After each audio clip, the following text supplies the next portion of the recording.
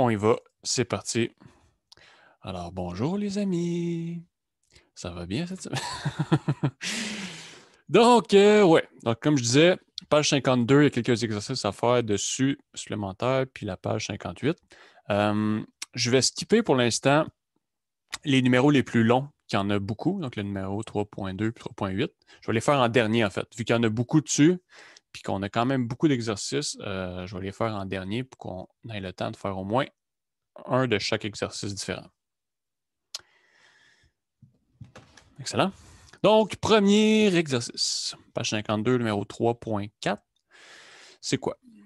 On a une droite qui est ici, puis on a un point qui est sur la droite. On sait juste que Y vaut 19, puis on se demande c'est quoi la coordonnée en X de ce point-là qui est sur cette droite-là. Ben, OK. Fait que tout ce qu'on a à faire, en fait, on a la droite Y égale moins 51X plus 43. Puis on veut savoir, quand on est en Y égale à 19, c'est quoi la valeur de X? Donc, on a juste à isoler, en fait, X là-dedans ici pour le trouver. Donc, si je fais... Donc, j'envoie toutes les constantes d'un bord en premier. Peu importe le bord que je choisis. Donc, 19 moins 43. On y va. Moi, j'aurais switché. Moi, en tout cas, personnellement, j'aurais switché le 51 à la place. Là. Comme ça, ton 51 devenait positif, puis tu faisais 43 moins 19. Là. C'est vrai, on peut faire ça. Je sais pas pourquoi j'ai décidé de le faire comme ça. Là, je me rappelle même plus ce que j'avais écrit. 24. Ouais, 24. On aurait pu faire ça aussi, ouais. Égal moins 51x. Donc, x égale moins 24 sur moins 51 en divisant par moins 51 chaque bord. Les moins, ça s'annule ensemble. Un moins divisé par un moins, ça fait un plus. Puis là, 24 divisé par 51, c'est pas un beau nombre, mais les deux, on peut les diviser par 3 puis obtenir 8 sur 17.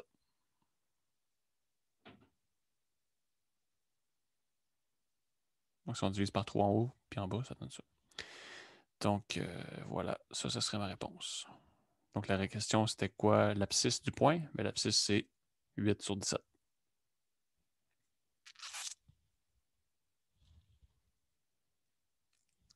Des questions par rapport à ça? C'est quand même relativement facile. Ouais, quand on sait comment, quand on sait qu'est-ce qu'il faut faire, ouais. OK, next.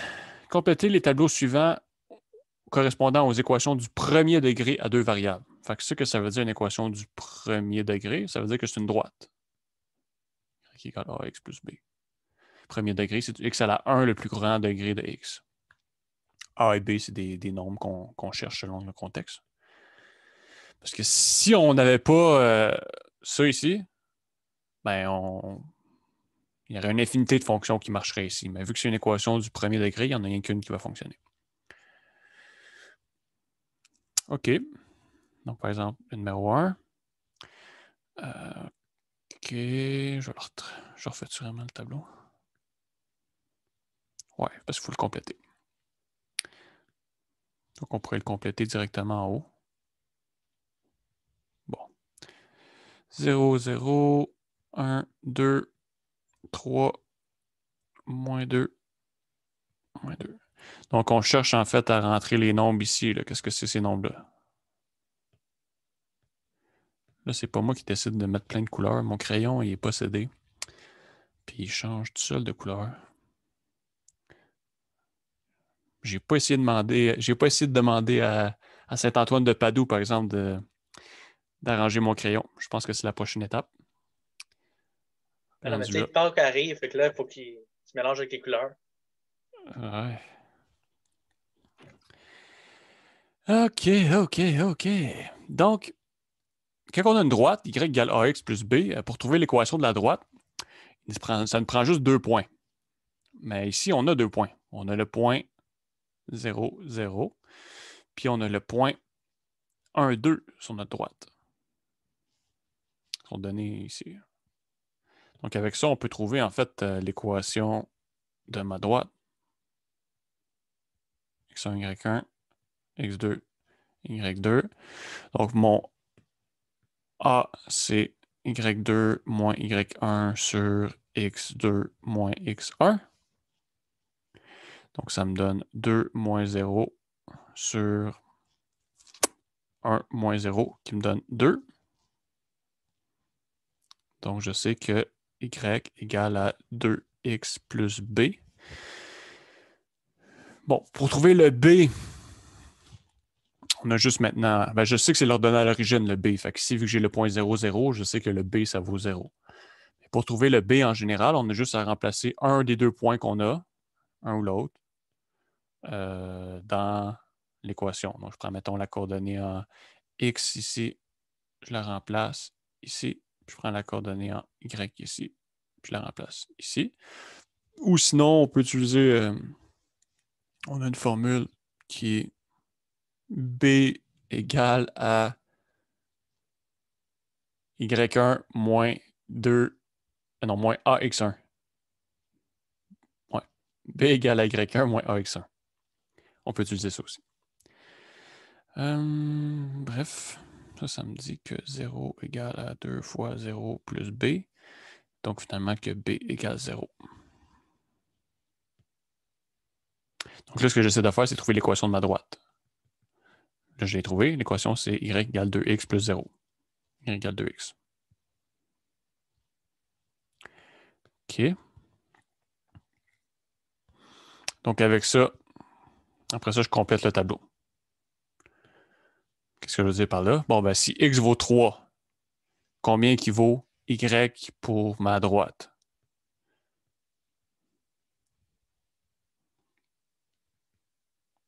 Ben, je remplace 3 dans l'équation de ma droite. 6. Et je trouve 6.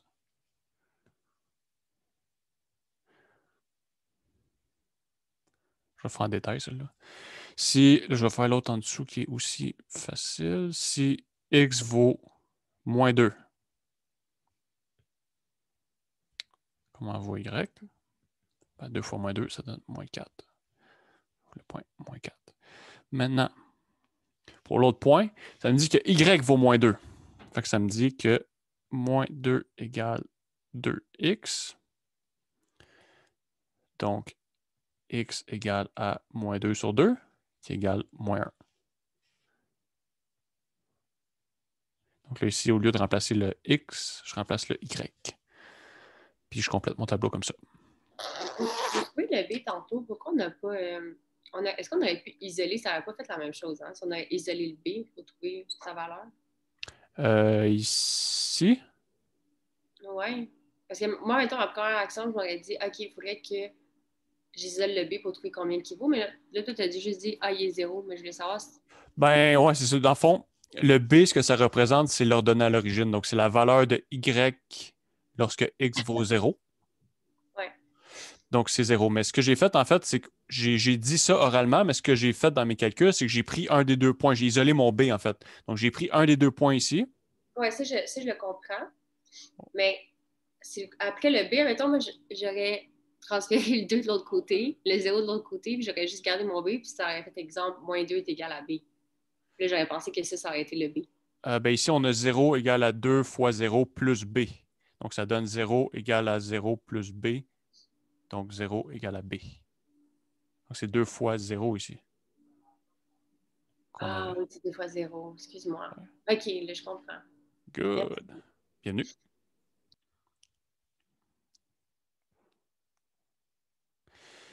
OK. Donc, les autres numéros, essentiellement, c'est la même chose. On a tout le temps y égale ax plus b. Puis, on a tout le temps 2 points. Dans chacun des numéros, on a 2 points qui sont donnés. Donc, on fait la même chose. Premièrement, on prend les 2 points pour trouver l'équation, le A, avec y égale ça ici.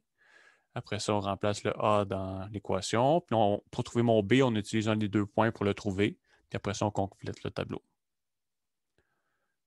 Donc, les 2 autres, je vais les faire sur le corrigé, mais je vais passer à d'autres exercices pour la démo. On a tout le temps 2 points qui sont donnés. On utilise ça pour compléter. Good? Excellent. En passant, s'il y a un numéro que je dis, mettons que je vais juste faire le corriger parce qu'on n'a pas le temps, mais que c'est un numéro qui vous a psychologiquement perturbé, vous pouvez me le dire, puis on va le faire en TP. Là. Sinon, on continue. Parce que là, il y a plein de types différents de problèmes. Il y a beaucoup de problèmes avec des mots aussi, fait que on n'a jamais vraiment fait ça ensemble. Je pense que c'est pertinent d'en faire plusieurs ensemble. OK, sur ce, ici, qu'est-ce qu'on a? Carlos, il gagne 4000$ comme chauffeur chez Théo Taxi avec le même nombre d'heures N que 2700$ chez Tim Hortons. OK. Fait que les deux... OK, non. Carl, il travaille un certain nombre d'heures chez Théo Taxi. Puis avec ce nombre d'heures travaillées là, il a fait 4000$. Puis il a travaillé le même nombre d'heures chez Tim Hortons. Puis avec ce nombre d'heures-là qu'il a travaillé, il a fait 2750$. OK? Là, ça me dit, si le taux horaire de Carl est de 5$ de moins chez Tim Hortons qu'avec Théo Taxi qui est X, combien gagne Carl par heure chez Tim Hortons? OK, donc là, un coup que... Je sais pas, mais il doit être chez McDonald's. Ah, t'es rendu là...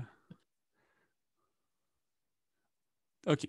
Donc là, après avoir un problème de même, c'est bon des fois de le lire 2 fois. Parce que ça peut être perturbant. Il y a beaucoup d'informations compactées en pas beaucoup de place, puis c'est un français assez direct.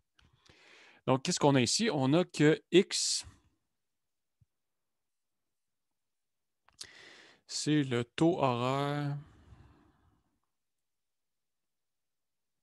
Taux horaire, ça veut dire quoi? Ça veut dire le nombre de piastres par heure. Taux horaire chez Théo Taxi. Et donc, c'est le nombre de dollars par heure chez Théo Taxi. Puis là, on sait qu'il a fait 4000$ en travaillant grand N heures. Donc, on le sait que en travaillant grand N heures fois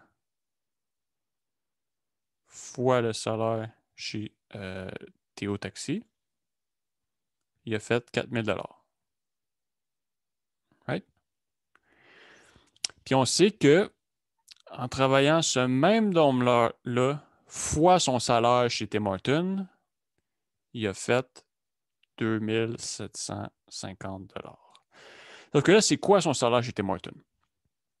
Ben, on le sait que... On ne sait pas c'est quoi, on n'a pas de lettre pour le représenter, mais ça nous dit que c'est 5$ de moins que ce qu'il fait avec Théo Taxi. Donc, c'est le salaire chez Théo Taxi moins 5. Right? Donc là, on a 2 équations, puis on voudrait... Notre but, c'est de trouver c'est quoi... la question, c'est combien gagne Carl par heure chez Tim Hortons. Donc, c'est X moins 5 qu'on veut trouver, mais en particulier, pour trouver ça, il faut trouver X. Fait que ce qui nous intéresse, c'est de trouver X.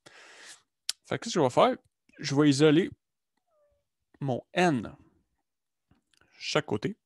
Donc, si je divise par X, mettons chaque côté ici, j'obtiens N égale 4000 sur X.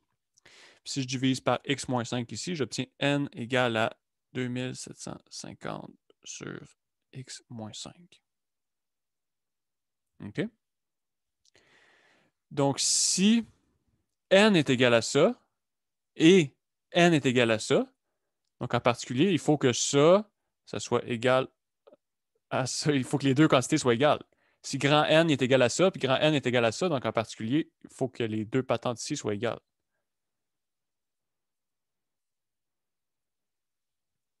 OK.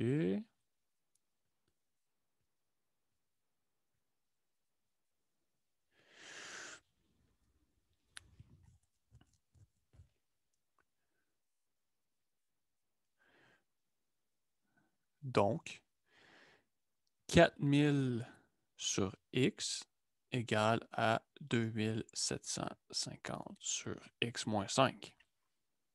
Les deux quantités, il faut qu'elles soient égales. Là, maintenant, on isole ça. Comment qu'on fait pour isoler? On multiplie par x par x moins 5. Dans le fond, quand on a une fraction comme ça, on sait que, je ne sais pas à quel point on sait comment résoudre des équations comme ça. On sait que ça fois ça, c'est égal à ça fois ça ici.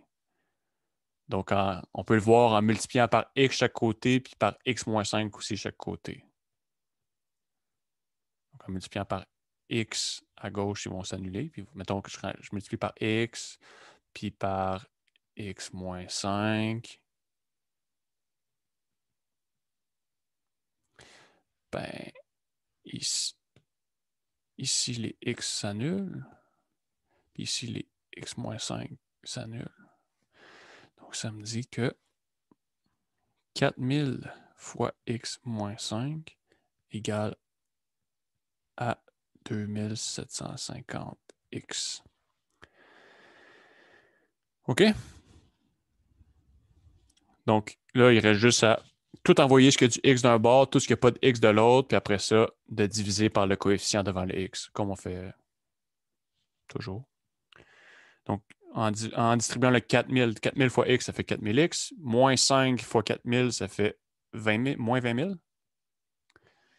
2750x. Donc là, si je fais... je vais tout envoyer les x à gauche, vu que la plus grande valeur de x est là.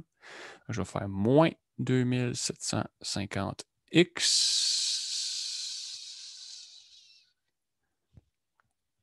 Puis je vais faire aussi les deux en même temps, plus 20 000.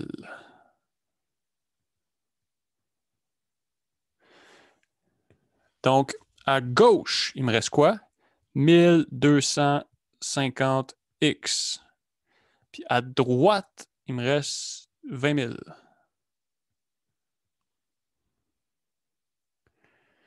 Donc, qu'en faisant x égale... Maintenant, il reste juste à diviser par le coefficient devant le x. Donc, ce que je fais maintenant, c'est que je divise par le coefficient devant x pour isoler mon x. Et j'obtiens x qui va être égal à 20 000 sur 1250 qui me donne 16.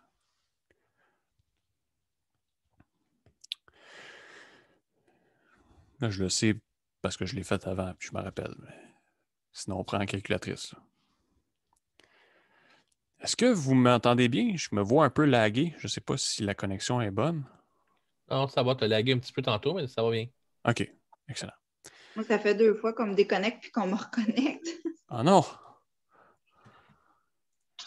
La température n'est pas trop ce soir. Ah, c'est vrai. Des gros orages. OK. Donc, voilà. Donc, x égale à 16. Sauf que là, ça, c'est le salaire quoi? C'est notre salaire chez Théo Taxi. Mais la question, c'était, c'est quoi le salaire chez Tim Horton? Donc, Tim Horton, c'est... X-5. Exact. Donc, c'est 5 de moins. Attends, je vais prendre la calculatrice, là. Ça devrait donner 11. Vas-y. Donc,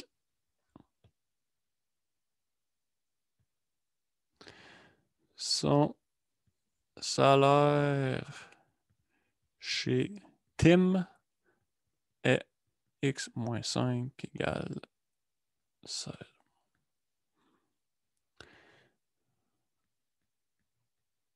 $11. Donc, $11 de l'heure.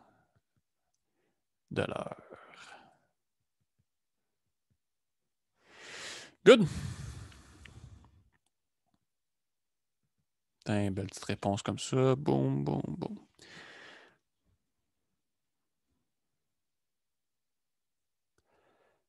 Est-ce que c'était clair? C'était parfait. Oui. OK. Donc là, on continue avec un autre numéro. Donc là, on était juste dans un monde imaginaire mathématique avant ça, mais là, on revient sur la Terre là, avec des problèmes concrets. Donc, voilà. Juste que des fois, après avoir été si longtemps dans l'espace, quand on revient sur la Terre, c'est un peu perturbant, la gravité et tout ça, mais on s'habitue après un petit temps. Donc, voilà. Donc, le prix de vente d'un bien produit par une entreprise est de 55 $. Donc, quand on vend un article, on le vend à 45, excusez. Le prix de vente est fixé à 45 $. On le vend à 45. Si cette entreprise a des frais fixes de 2 350 $ et des coûts variables de 24 $ par unité produite, donc on le vend à 45 $ un article, mais ça nous coûte 24 $ par article pour le produire, puis on a un frais fixe de 2 350 $. Donc, la question, c'est exprimer le produit réalisé en fonction du nombre de biens produits et vendus et évaluer le profit réalisé si la production s'élève à 250 unités. OK? Donc, on veut créer une fonction qui... là, il n'y a pas de variable. Donc, si je dis X, c'est le nombre des biens. Le nombre de biens produits. On les produit, mais on les vend aussi. Et vendus. OK. Donc, la fonction profit, je vais l'appeler P pour profit.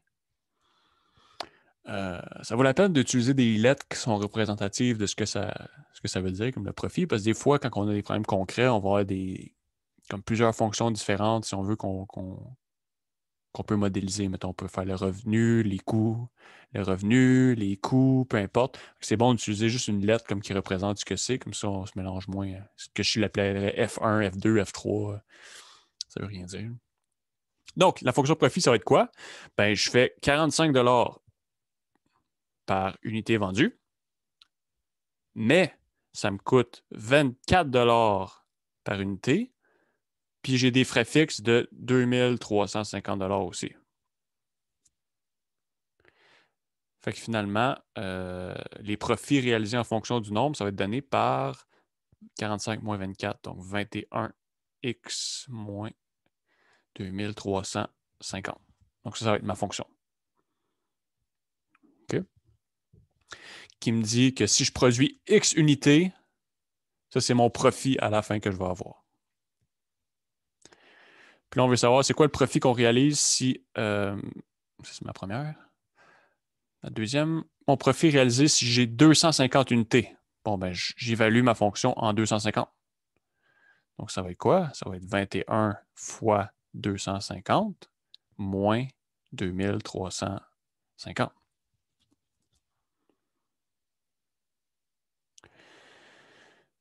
Ça fait quoi? 5250, je crois.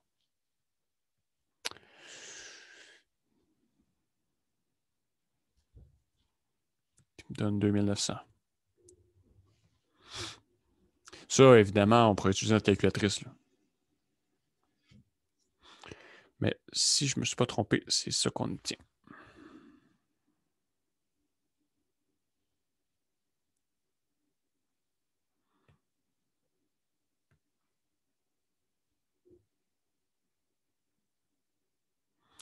Donc, la réponse était en 2 étapes. Il fallait dire la fonction, puis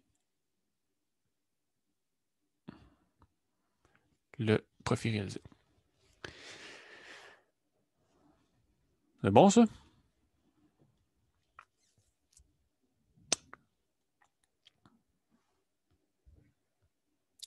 OK. S'il n'y a pas de questions, je vais passer à la prochaine. Celui-là, on va le faire en dernier. Parce que il y en a pas mal. On va faire les autres en premier. OK. Exercice 3.9. Résoudre graphiquement le système suivant. OK. Donc, on veut trouver toutes les les paires XY qui satisfont ça et ça en même temps. OK? Puis quand ça me dit résoudre graphiquement le système, ben, qu'est-ce qu'on a ici? Ben, ici, on a une droite, y égale ax plus b, avec a égale à moins 1, puis b égale à 5. Puis ici aussi, on a une droite. Y égale ax plus b, avec a égale à 1,5, puis b égale à 2. On a deux droites. Fait que si on veut trouver les points qui satisfont le système suivant, on veut trouver les points qui sont sur les deux droites en même temps.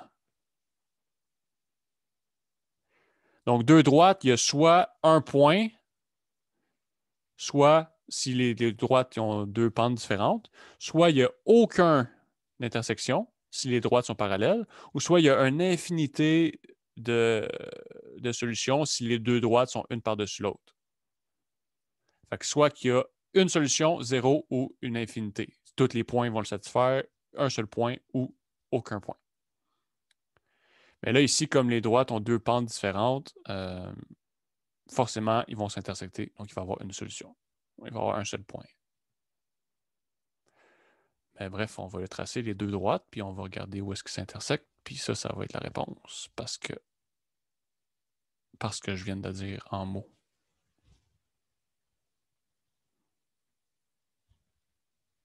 Les pentes, la pente, quand je dis la pente, c'est le A, c'est le coefficient devant le X. Ça me dit comment que la droite est inclinée. OK. Donc, ouais.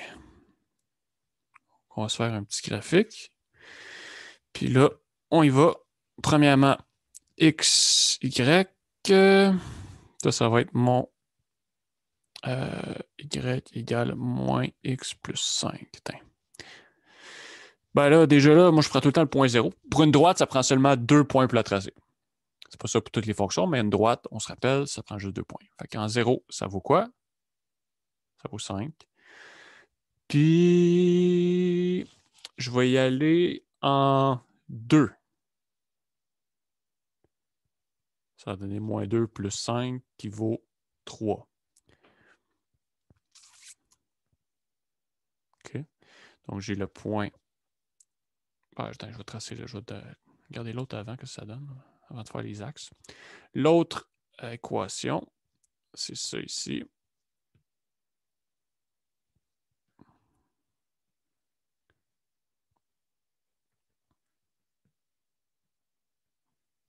Je prends le point x égale à 0, puis x égale à 2. En x égale à 0, ça s'en va, il reste 2. Puis en x égale à 2, j'obtiens 2 sur 2 plus 2. 2 sur 2, ça fait 1. 1 plus 2, 3. Donc là, on dirait quasiment que c'est arrangé qu'on obtient la même affaire, que je choisis exactement le bon point pour faire ça. Eh bien oui, c'est arrangé comme le gars des... Non, c'est arrangé avec le gars des vues, comme on dit, dans notre langue québécoise. Ce qui veut dire que c'est truqué. 1, 2.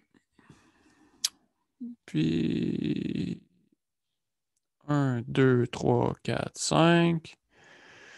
Donc, la première, j'ai le point 0, 5. Puis le point 2, 3.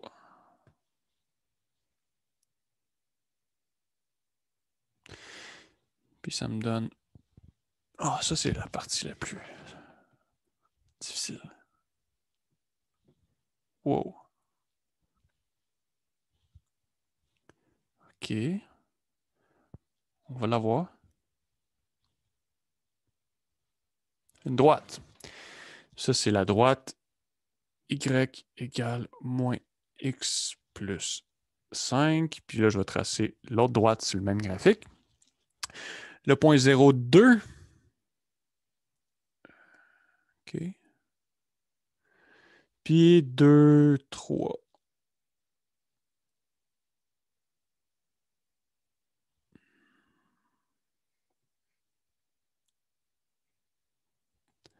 Non, c'est pas beau ça.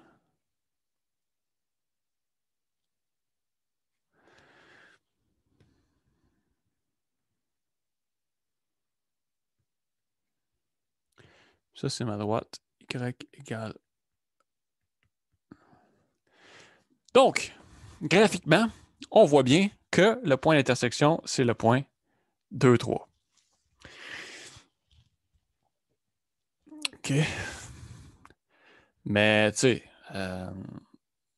voir ça graphiquement, à moins qu'on ait super bien tracé notre graphique ou qu'on ait bien choisi nos points ici pour qu'on trouve le point d'intersection, en général, c'est pas la meilleure façon pour trouver un point d'intersection. En général, c'est plus simple de juste utiliser le système ici, si on veut le résoudre, de les mettre égales. Puis là, de résoudre. D'envoyer toutes les x d'un bord, puis toutes les constantes de l'autre, puis de résoudre. Directement. Ça va mieux que de tracer un graphique, sortir sa règle, puis d'essayer de trouver c'est quoi la réponse. Mais bon. On peut le faire graphiquement.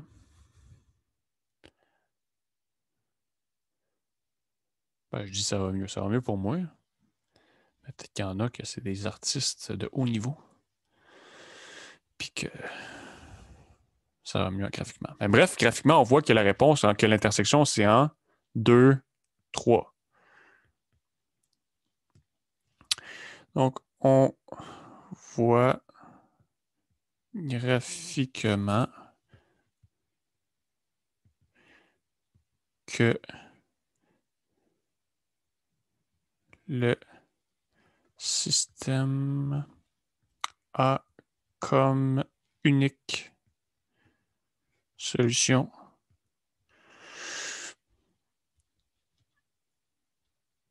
x égale à 2 et y égale à 3, car c'est le point d'intersection de nos deux équations. Donc, nos deux droites. Le point. J'aurais peut-être dû dire le seul point. Donc ça, pour moi, c'est la partie la plus difficile, c'est d'écrire en mots ce qu'on vient de faire. Quand on fait des chiffres, des dessins, ça va. Mais quand il faut écrire des mots, je commence à suer. Est-ce que c'est clair ce que j'ai fait? Ou...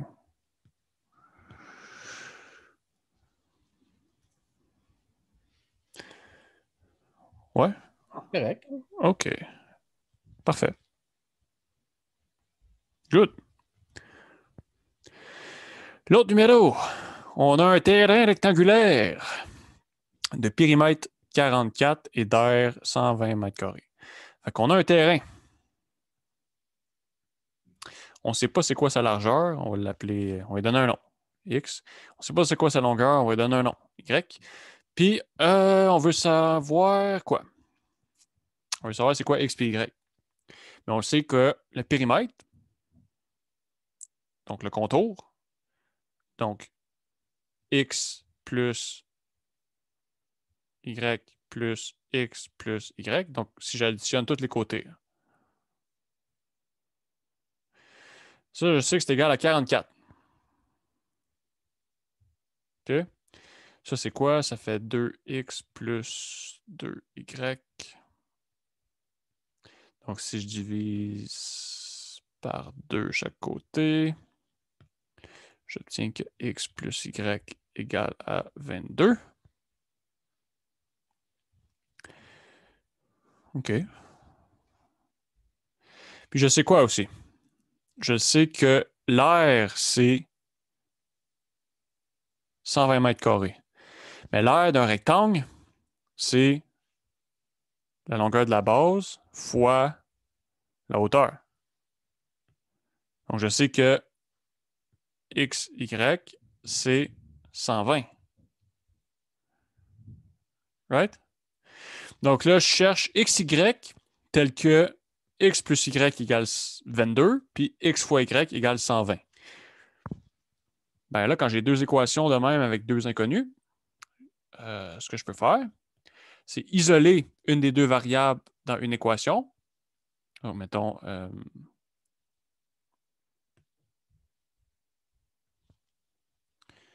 on fait moins y chaque côté. Je trouve ça. Puis, après ça, je remplace dans ça ici. Pour me ramasser avec une équation qui a juste une variable maintenant dedans. Ici, j'ai deux variables, donc il y a une infinité de solutions. Mais si je le remplace, puis j'obtiens juste une variable, ben, il va en avoir qu'une dans ce cas-ci, une solution. Je vais trouver que 22 moins y, qui est la valeur de mon x, que j'ai trouvé dans l'autre équation, fois y égale 120. Puis là, rendu là,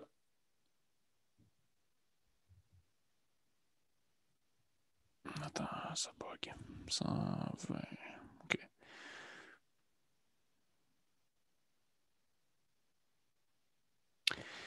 Maintenant, je fais quoi? Bon, ben, je distribue, j'obtiens 22y. Les deux couleurs.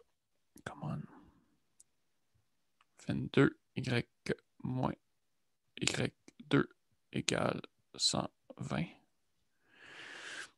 Donc, j'obtiens quoi? Si je fais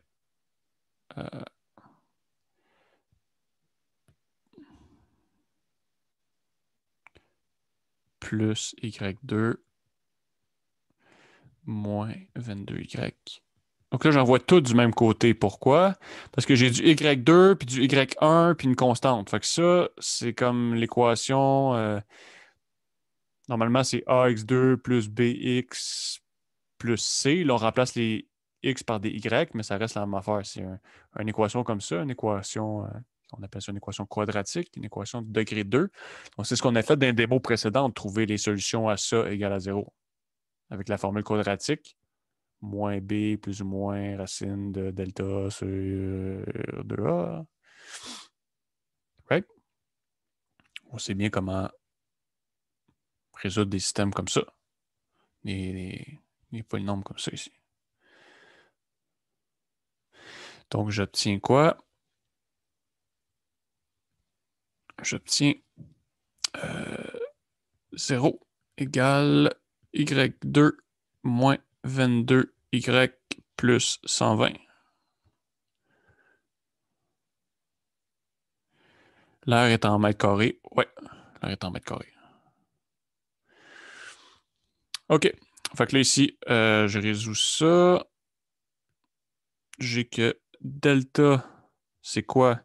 C'est B2 moins 4AC, qui me donne moins 22 au carré, moins 4 fois A fois C, qui me donne 484 moins 480, qui me donne 4. Donc ça, c'est plus grand que 0. Donc en particulier, je vais avoir deux solutions. Donc ça me dit que x1, non pas x. Ici, c'est y1, y2 vont être égales à moins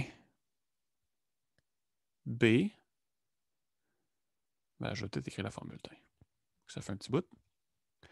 C'est égal à moins b plus ou moins racine de delta sur 2a. Ça, c'est notre formule. Donc, ça me donne moins 22 plus ou moins racine de 4 sur 2 fois 1, qui me donne 22 plus ou moins 2 sur 2.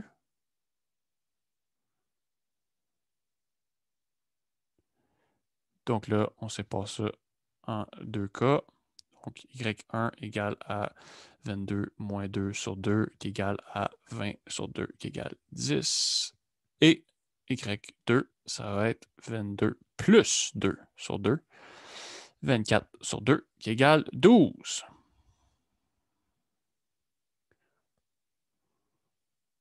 OK. Ça, c'est la valeur de y. Y peut avoir deux valeurs possibles, mais on sait que x, c'est 22 moins y. On l'a trouvé tantôt. Donc, il reste juste à remplacer les deux valeurs dedans pour trouver, en fait...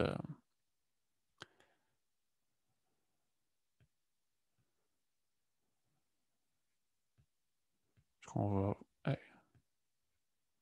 2, OK. Mais x égale 22 moins y. Donc, on trouve y1 égale 10, x1 égale 22 moins 10 qui égale 12 et c'est y2. Ça vaut 12 x. Là, le 2 que je mets ici, c'est juste pour dire que c'est la coordonnée du deuxième point, là, mais c'est pas à la 2, c'est peu importe. 22 moins 12 égale 10. Fait que finalement, dans les deux cas, on trouve un terrain rectangulaire 10 par 12. Là, que ce soit 10 par 12 ici ou 12 par 10. 10 par 12 ou 12 par 10. Au bout du compte, on trouve la même affaire. Là. Right? Donc, on peut l'écrire comme on veut, si on veut. Donc, la réponse, on peut l'écrire comme ça. 10. Là, c'est pas très à l'échelle. 12 mètres.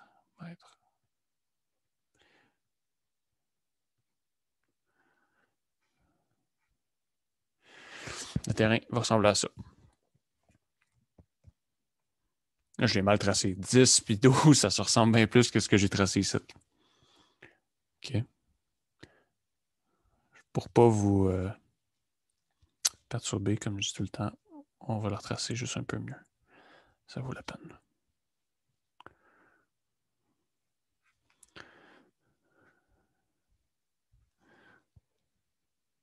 Comme ça, peut-être. OK. Ça a un petit peu plus d'allure, mais ça n'a quand même pas d'allure. C'est bon pour ça? Donc, on avait deux équations qui étaient données par le problème. Périmètre, c'est 44, puis l'air, c'est 120. On regarde, ça veut dire quoi? Vraiment, on identifie. C'est nous qui avons créé les variables x, y. Parce que c'est les deux trucs qu'on cherchait, la longueur, la largeur et les dimensions. Avec ça, on réussit à trouver deux équations en disant le périmètre. Bon, mais c'est ça, plus ça, plus ça, plus ça, qui me donne 44. Ça me donne ma première équation. Donc, j'ai deux inconnus avec une équation. Il y a une infinité de solutions. Mais si j'ai deux inconnus avec deux équations maintenant, ben là, ça se peut qu'il y ait juste une réponse. Là. Ça me disait que l'air, c'était de 120 mètres carrés. Donc, ça, c'est l'air, c'est base fois hauteur. Avec ça, on a trouvé deux équations. Sauf que là, dans nos équations, les deux, on a deux inconnus. Fait qu'est-ce qu'on fait? On utilise une des deux équations pour remplacer dans l'autre. Donc, on a décidé d'isoler x ici. J'aurais pu aussi isoler y égale 22 moins x, puis remplacer ici. J'aurais pu faire ça. J'aurais pu aussi remplacer ici. Remplacer dire x égale 120 sur y, mettons. Puis remplacer ça ici. J'aurais pu faire ça aussi. Il y a plein de solutions possibles. Il y a plein de façons possibles de faire ça. Dans le fond, le but, c'est de prendre une des deux équations, d'isoler une des deux variables dedans, puis remplacer dans l'autre. Donc, nous, on a pris la première équation, on a isolé x dedans, puis on a remplacé x dans l'autre équation pour qu'on se ramasse juste avec une équation ici, pour qu'on se ramasse juste avec du y au final. On n'a plus de x, y, on a juste une valeur, une y, un y. Fait que là, on peut le résoudre avec les méthodes qu'on a vues avant. Puis c'est très ça qu'on a fait pour trouver deux solutions, y égale à 10, x égale à 12, puis y égale à 12, x égale à 10. Mais finalement, ça m'a fait. Là. Un rectangle 12 par 10 ou 10 par 12, c'est les mêmes dimensions au final. Fait que...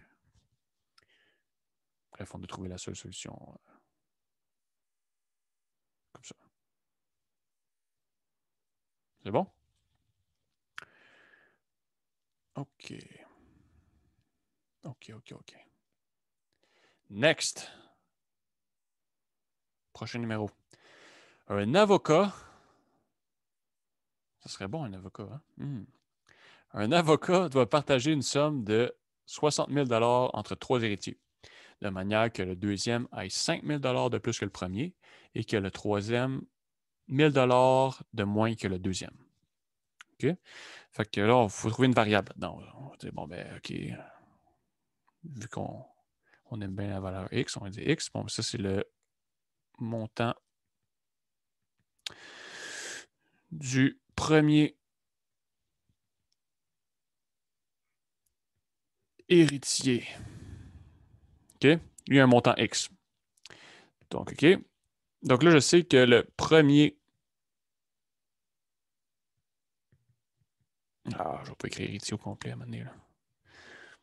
Je sais que le premier, il va avoir X $. Le deuxième, il va avoir quoi? Il a 5 000 de plus que le premier, lui. Il y a ça. Puis le troisième, il y a 1 000 de moins que le deuxième. Donc le deuxième, il y a ça. Puis lui, il y a 1 000 de moins. Donc finalement, il y a X plus 4 000. Right? Et là, on veut trouver X. Comment qu'on fait? Ben, quelle autre information qu'on a? On le sait que ben, on veut trouver les 3. Mais en particulier, il faut trouver X pour trouver la valeur des 3. Il faut tout le temps regarder au final, c'est quoi la question quand on arrive à une réponse. Tout le temps dire, OK, c'était quoi la question? C'est calculer la part de chacun. On fait le problème, puis un coup qu'on a fini le problème, on va vérifier c'était quoi la question pour s'assurer qu'on réponde bien à la question. Mais là, on sait que les 3 ensemble, donc si on additionne le montant des 3, on a 60 000.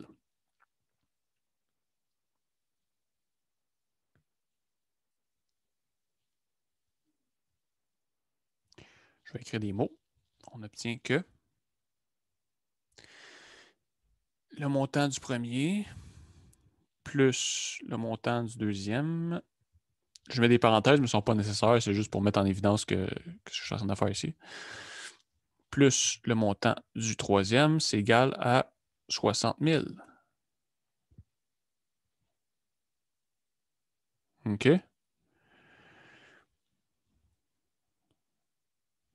Donc, si je fais là, 5 000 plus 4 000, ça fait 9 000.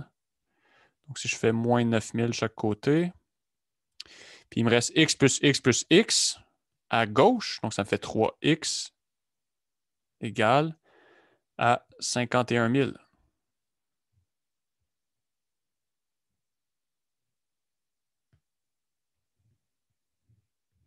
Divise ça par 3, ça me dit que x égale à 17 000.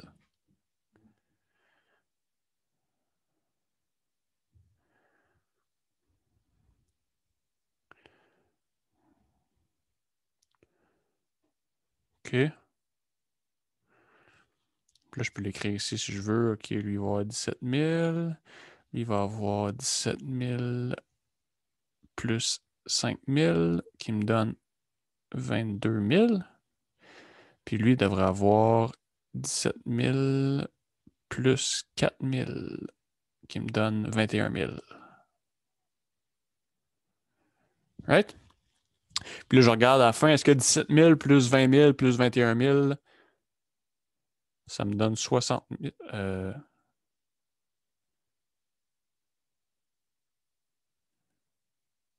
C'est quoi qui est bugué, ça? Ah, c'est pas 20 000, c'est 20. OK. Tu as dit 22, 22. mais tu as écrit 20. Ouais, c'est ça. On vérifie notre réponse. Finalement, j'ai bien fait parce que ça ne marchait pas ce que j'ai écrit. 22 plus 21, c'est ça. 17 000 plus 5 000, ça fait 22 000.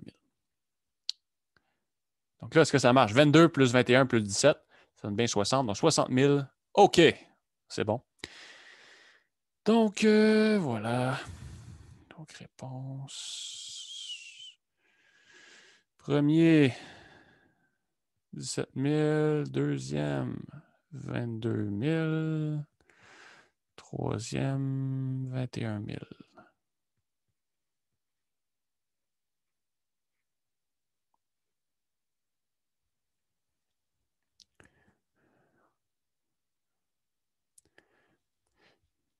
OK.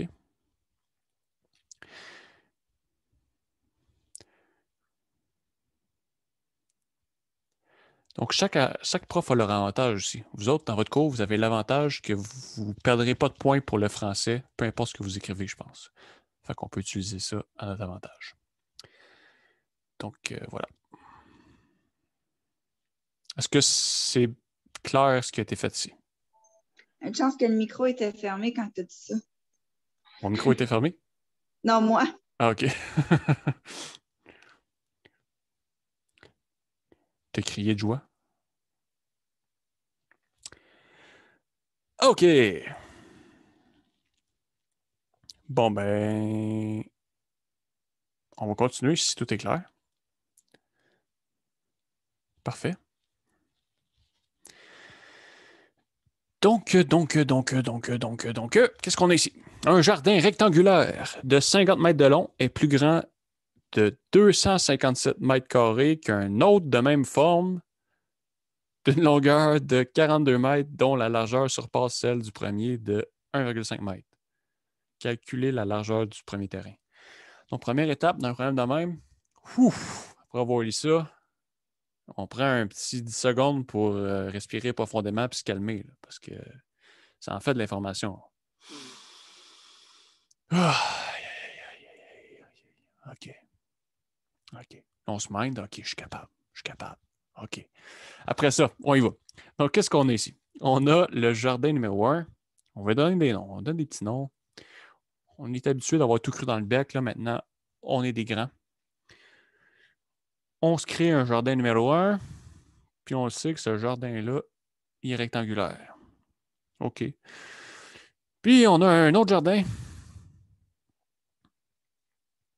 Il est rectangulaire lui aussi. Puis on sait quoi? On sait que le premier jardin, il est 50 mètres de long. OK. Je sais que le deuxième jardin, il est 42 mètres de long. C'est un jardin ou un terrain? OK, peu importe. Puis, si je dis que la largeur de ce jardin-là, c'est... On cherche, dans le fond, la largeur de ce jardin-là. X mètres, je vais juste écrire peut-être X. Moins mélangeant que si j'écris X mètres.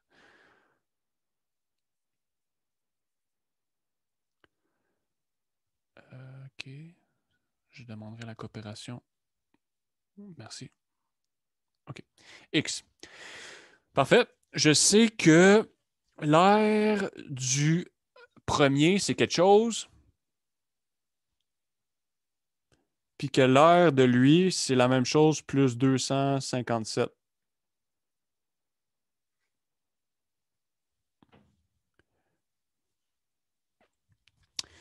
Puis, je sais que quoi?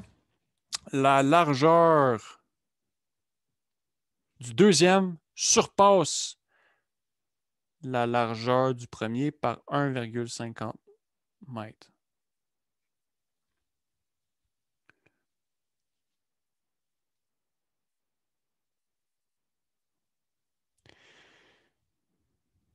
Puis la question, c'est quoi X? C'est quoi la largeur du premier terrain?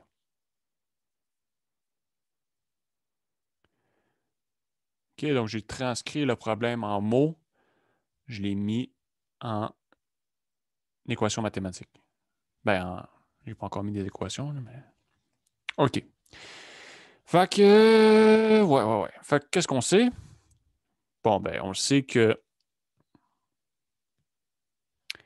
l'aire du premier, donc x base fois hauteur, 50 fois x, c'est égal à ça. Puis je sais que l'aire du deuxième, 42 fois base fois hauteur, c'est égal à ça ici. Donc là, je vais faire comme tantôt. Là, ce qu'on cherche ici, c'est le x. Fait que je vais isoler les deux. Je vais trouver a égale à quelque chose ici, a égale à quelque chose ici. Donc, ces deux quelque chose-là vont être égales, puis je vais trouver mon x avec ça ici. parce qu'on a deux expressions pour A. Mais A, ça vaut une seule valeur. Donc, je sais que ces deux expressions-là différentes, si on veut, ne sont pas différentes, c'est les mêmes en fait. Fait qu'on va les mettre égales. Donc, c'est le plan de match. Donc, ici, on trouve que 50x moins 257 égale à A. Puis ici, on trouve, on va le faire en deux étapes, plus 63 égale A. OK, on l'a. Donc là, on va faire un beau dessin. 50x moins 257 égale donc 42x plus 63. Right? Donc, on a une expression pour A, puis une autre expression pour A. Ben là, je veux dire, bon, ben, ça veut dire que ça, c'est égal à ça. Forcément.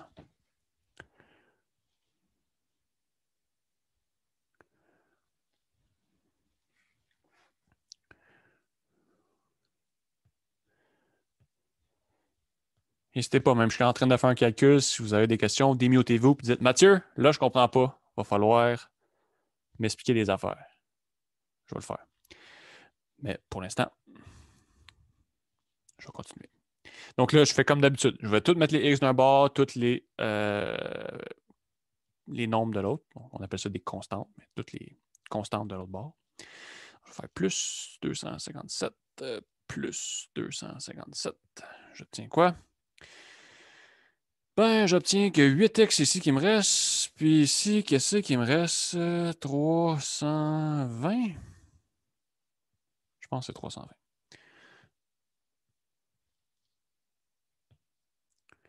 C'est des gros calculs mentaux qu'on me demande aujourd'hui. Je t'avais demandé une augmentation, ça n'a pas d'allure. OK. Fait que finalement, on obtient que x, c'est 40 mètres. Donc ça, c'est la réponse.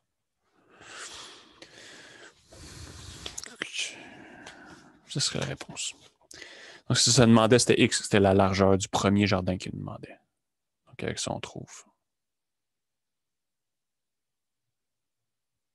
Élégant, pareil, hein?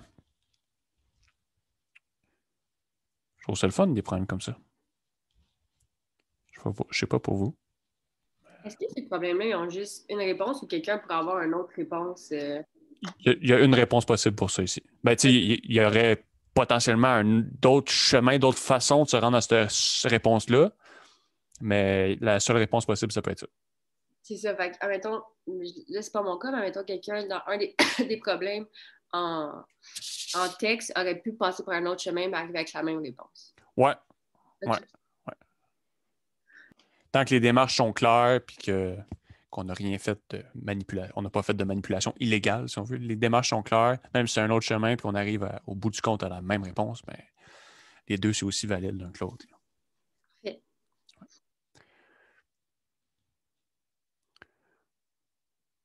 OK.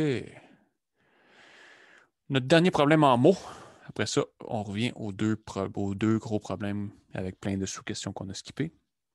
Mais, ouais. OK. Une marchande apporte au marché un panier de pommes.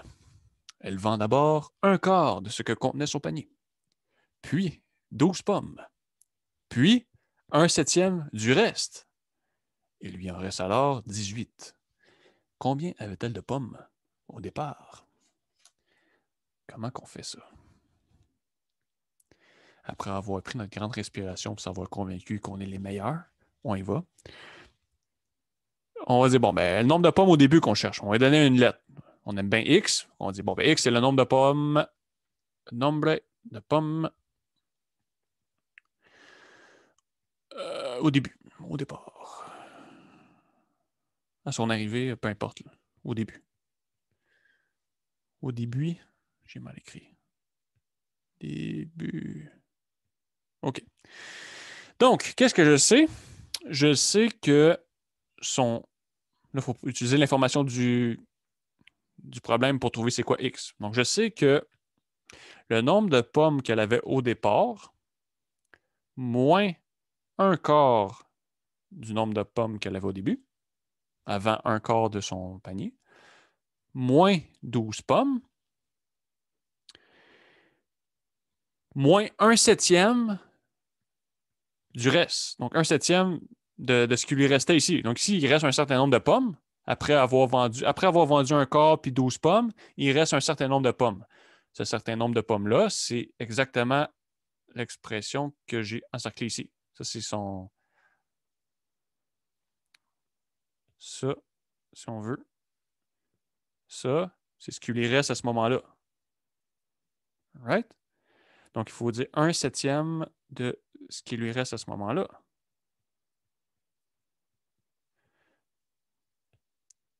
Ça, c'est égal à 18. C'est ça que le problème nous dit.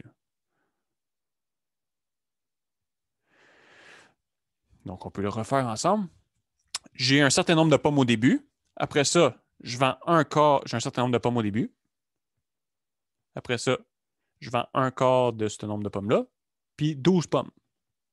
Il me reste un certain nombre de pommes, qui est le nombre de pommes qui est en cercle en rouge. Après ça, je vends 1/7 du nombre de pommes qui me reste à ce moment-là. Donc, je vends 1/7 du nombre de pommes qui me reste à ce moment-là. Puis après tout ça, il me reste 18 pommes. Donc, voilà ce que j'ai. OK. Mais ça, c'est égal à quoi? C'est égal à 3 sur... Donc, ça, c'est la même chose. Si on veut le mettre sur le dénominateur commun, c'est 4 sur 4, ça?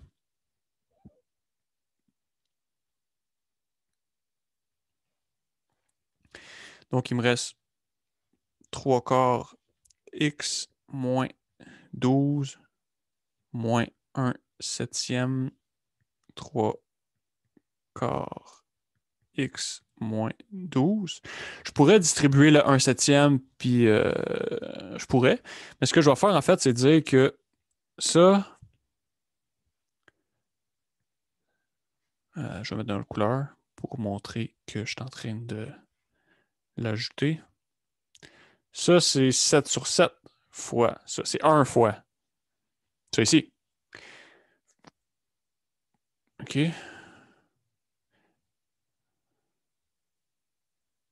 Donc, après ça, ça me dit en fait qu'il me reste 6 sur 7 fois 1/7 moins... Non, 7 sur 7 moins 1/7, ça fait 6 sur 7. Comme ça ici.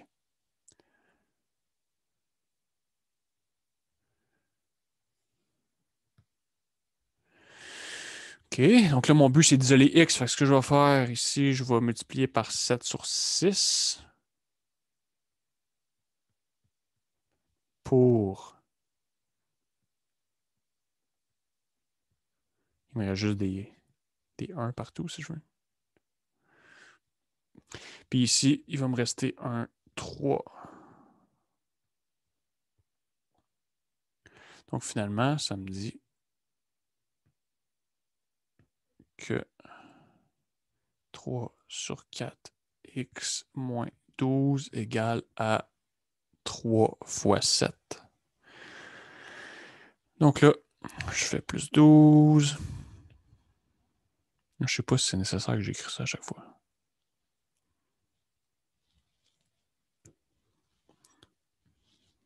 Je fais plus 12 chaque côté. Je vais l'écrire. Ça m'amuse. Plus 12. Puis là, pour isoler mon x, bon, ben, je fais la même chose. Je vais multiplier par la fraction inverse. Parce que là, ça s'annule. Puis là, ça s'annule avec un 11 qui reste. Donc finalement, ça me donne que x égale à 11 fois 4. 44.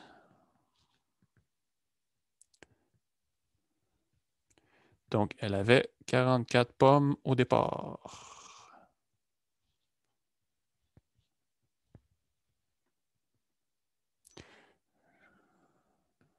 Encore une fois, ça l'écrit tout seul en 2 couleurs. OK, donc ça, c'était la démarche. Est-ce que c'était... Wow, est-ce que c'était compréhensible?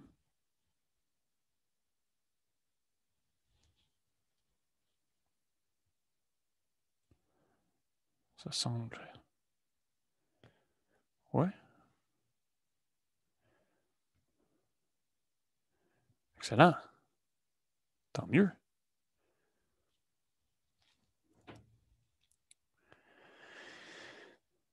OK. Bon, ben c'est parfait, ça. On a fini tous les problèmes en beau. On va revenir à ce qui nous restait. Donc.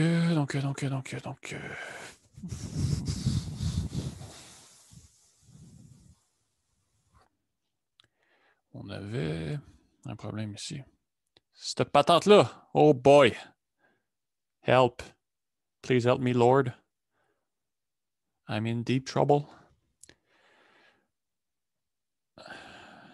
On faisait pas ça de l'autre page avant, la page 52. Ah ouais, on va y aller avec la page 52. On va regarder ça pour la fin. Bonne idée. On va tracer des petits graphiques. OK.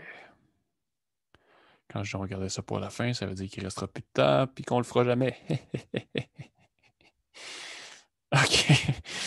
Fait que ça, on avait déjà fait les. Il y en avait 5 quand on l'avait fait.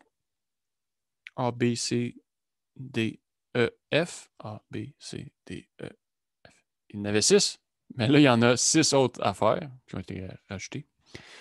Donc, c'est de tracer les graphiques des fonctions suivantes. Donc là, il faut mettre un peu de théorie, là, parce que sinon, des graphiques de même. Nous autres, quand on traçait des graphiques, c'était tout le temps des droites.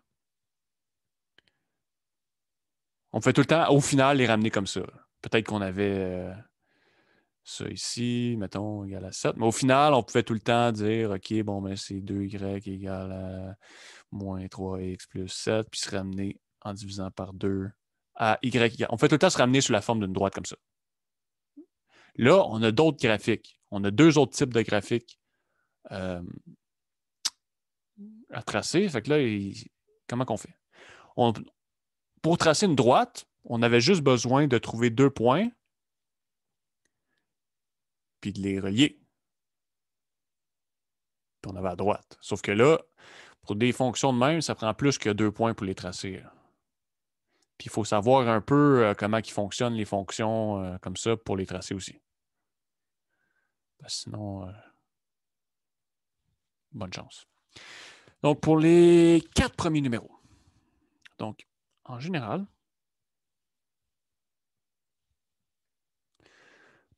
pour AX2 plus BX plus C. Quand on a une fonction comme ça ici. Donc, c'est le cas des 4 premiers. G, H, I, J. Donc, J, ça vaut 1, ça vaut 1, ça vaut 1. Pour le I, mettons, A, il vaut moins 1, B vaut 0, C vaut 1. Pour le H, A, il vaut 1, B vaut 0, C vaut moins 1. Mais bref, on a tout le temps cette forme-là ici. Right? Donc, comment on trace un graphique comme ça? Ben, OK. Donc, ce qui est important, dans le fond, c'est que ça va tout le temps être un graphique qui est soit comme ça ou soit comme ça. Tout le temps. Il peut monter plus vite, il peut être un peu plus bas, mais il va tout le temps soit monter comme ça ou descendre. OK?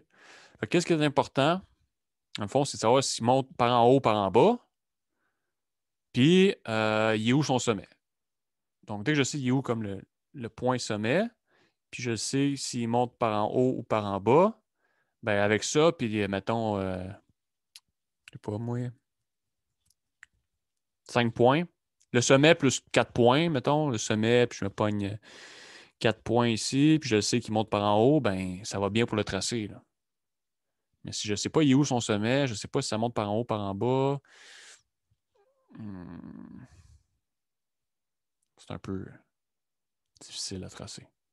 Parce qu'en général, pour des graphiques quelconques, pour les tracer, on n'a pas besoin de savoir aucune formule. Mais il faut des outils un petit peu plus poussés que ce qu'on voit dans notre cours-ci. Pas tant plus poussés, on les voit en fait dans le cours qu'on peut prendre après avoir suivi ce cours-ci. Même potentiellement, certains d'entre vous l'ont peut-être pris, c'est le cours calcul différentiel.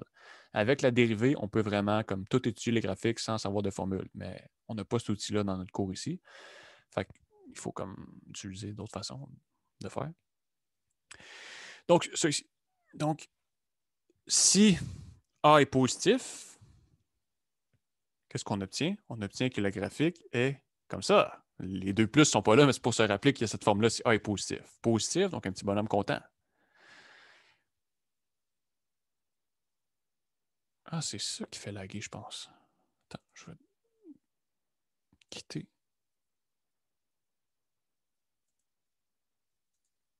Quitte. OK. Bon, parfait. OK. Puis si A est négatif, bon, ben ça, le bonhomme pas content, il est triste. Comme ça ici. OK, donc si A est positif, la fonction elle monte vers le haut. Si A est négatif, elle descend vers le bas. OK? Puis, le sommet, en général, les lettres sont utilisées pour, quand on regarde sur AlloProf ou sur Google, peu importe, le sommet, c'est HK qu'on utilise comme lettre. H, c'est la coordonnée en X du sommet, puis K, c'est la coordonnée en Y du sommet. Donc là, je dis ça, mais c'est parce que j'ai regardé les notes, puis j'ai comme pas vu ça dans les notes, fait que je sais pas si vous avez vu ça dans le cours. Ben non, on n'a pas vu ça. Ouais, C'est c'est ça que je me suis dit. Il y Je avait sais pas comme pas pourquoi il nous vraiment... a donné ça comme exercice. Il a dit, Mathieu, on va le laisser faire toute la théorie. OK. Fait que là, c'est ça. Ben, le sommet HK comme ça, comment qu'on fait pour le trouver? Le sommet.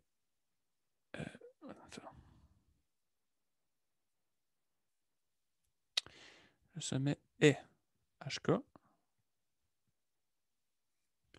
Ou H, comment qu'on le trouve?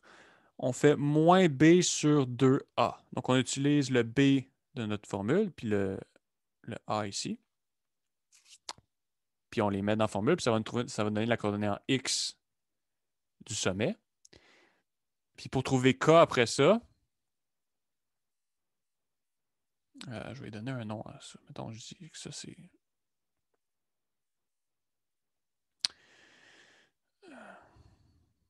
F de X.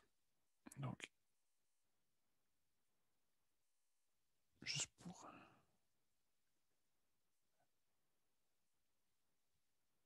Si F de X égale... OK. Pour la coordonnée en K, maintenant, on a juste à remplacer ça après ça dans notre fonction. Donc, on a trouvé la coordonnée en X de ma fonction, puis ben, K, ça va être F de H. Donc, on va remplacer la valeur trouvée dans la fonction. K égale F de H. OK, ça, c'est la théorie. Fait que ça va donner plus clair qu'on va faire des exemples.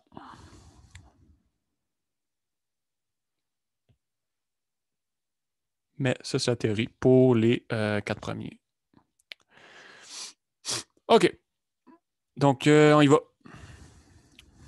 Je vais le mettre sur mon autre écran. Ça va nous aider là, à tracer plus facilement un graphique. Sinon, je ne sais pas comment on fait pour être confiant de nos graphiques, même en prenant 2-3 points. Il faudrait prendre beaucoup de points sinon pour les tracer. Donc, numéro G. G. Y égale X2 plus 1. OK? Donc ici, c'est la forme que j'ai donnée. A x2 plus bx plus c avec A égale à 1, B égale à 0, puis C égale à 1. Donc ici, A égale à 1.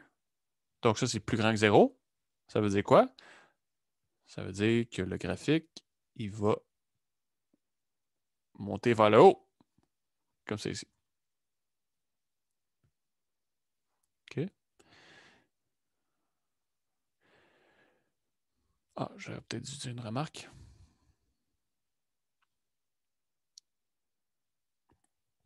Remarque.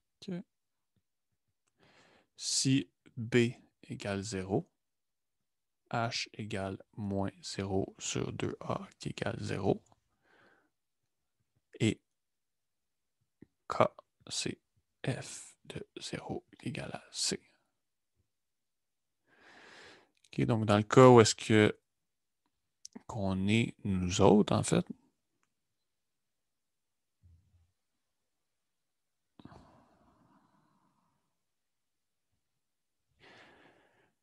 allez.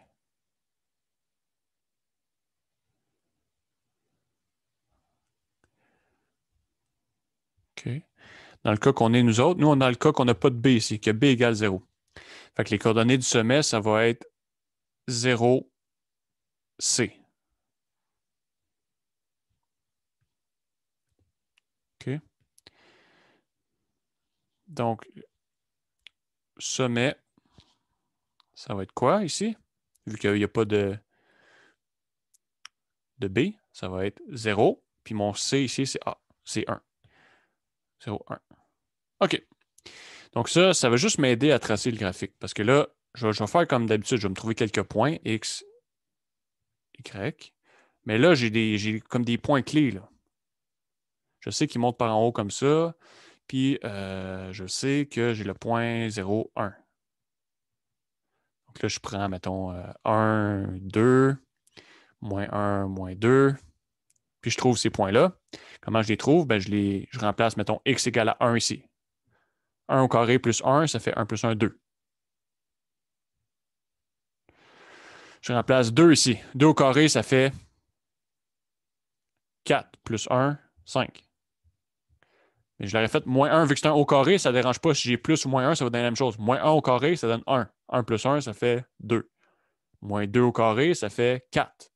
4 plus 1, 5. Donc, mon graphique, il va avoir l'air de quoi? Moins 1, moins 2, 1, 2. Puis 1, 2, 3, 4, 5. OK. Ben, là, si je le trace, on a le point 0, 1, le sommet.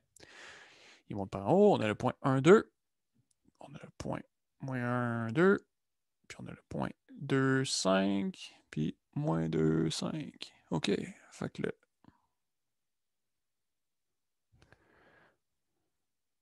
graphique il va ressembler à ça.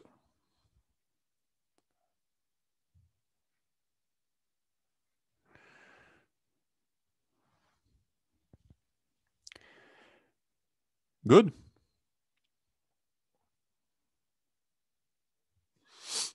Donc, voilà. Donc là, comme qu'on a fait pour le G, en fait, ça serait... Je vais les mettre sur le corrigé, effectivement, mais je ne vais pas y faire. Il faut qu'on focus sur des nouveaux trucs. Ça va être exactement comme le H, c'est exactement la même chose.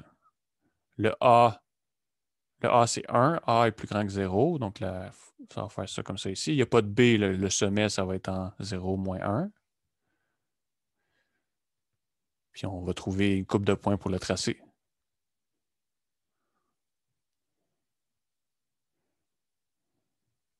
Pour le 2, le I, bon, ben là, A, c'est plus petit que 0. A, c'est moins 1 ici. OK? Donc, pour le I, A est plus petit que 0, donc ça va descendre. Mais sinon, c'est la même chose. A est plus petit que 0. B ici, c'est égal à 0. Donc, le sommet, comme par la remarque que j'ai dit tantôt, ça va être en 0 et la coordonnée ici, donc 1. Puis là, il ne reste plus qu'à trouver quelques points pour tracer. Le J, maintenant, on ne peut pas directement comme dire le sommet il est où. Il faut le calculer, lui. Donc, le J ici, le A, c'est 1, qui est plus grand que 0. Donc, on sait que le graphique va faire ça. Maintenant, pour le sommet, par contre, le sommet, B, c'est pas égal à 0, c'est égal à 1. Fait qu'il faut que je le calcule. Le sommet, c'est en HK. Puis H, ça va être moins B sur 2A, qui va être égal à moins 1 sur 2 fois 1. Moins 1 sur 2. Et après ça, je prends moins 1 sur 2, puis je le remplace dans l'équation ici pour trouver le K. Puis ça va me donner les coordonnées de mon sommet. Puis avec ça, après ça, je prends 4 autres points, mettons, dans mon graphique, je le trace. Puis ça va bien aller. Good? Fait que ça va tout être sur votre corrigé PDF. Comme toujours, si le corrigé est quelque chose de pas clair, vous pouvez soit attendre la prochaine démonstration que je l'explique en personne ou me shooter un courriel. Ça va me faire plaisir d'y répondre. OK, là, pour les deux autres fonctions, c'est différent. C'est différent de tout ce qu'on a vu dans la vie. Dans la vie au complet. C'est pas des fonctions. Ça peut pas s'écrire y égale ax plus b. C'est pas une droite, ça. Parce que si, mettons, dans le cas, j'essaie de distribuer le x plus 1, j'obtiens x plus 1 fois y égale x moins 1. Si je distribue, j'obtiens yx plus y égale x moins 1. Donc, il n'y a pas moyen de comme écrire y égale, mettons, une constante fois x plus b. Là. Parce qu'il y a du x, y pogné ensemble, puis il y a du y tout seul aussi. Donc, on peut pas. C'est comme la forme, c'est ça ici. C'est la fraction comme ça. Donc, ça, c'est un nouveau type de fonction. Les graphiques sans théorie, puis sans savoir comment ça marche un graphique de même, je ne sais pas comment on pourrait le faire. Donc, on va prendre un petit 2 minutes pour expliquer comment que ça fonctionne. Un graphique comme ça.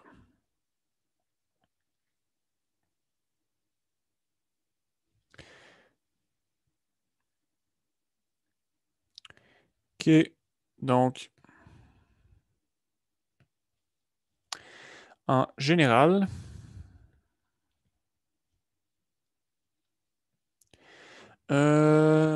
si on a ax plus b sur cx plus d.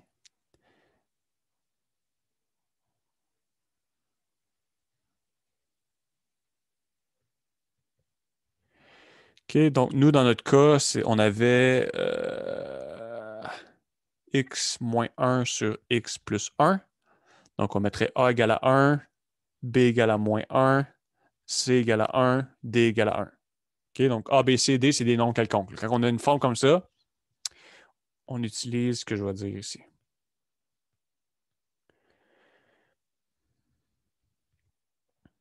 OK. Qu'est-ce qui se passe? Bien, la fonction n'est pas définie si ça, c'est égal à 0.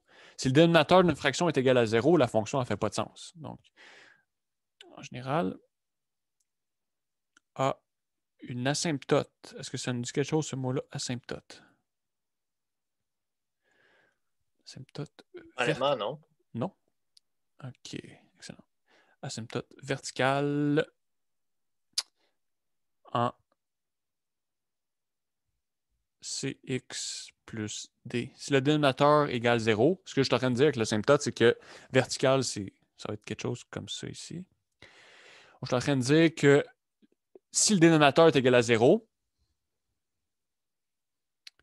la fonction, elle n'existe pas. Donc, si j'isole ici, ça donne x égale moins d sur c. Et elle va avoir une asymptote horizontale. Donc, ça va être quelque chose qui va ressembler à ça. Là, on va faire des exemples, ça va clarifier après. En y égale à a sur c.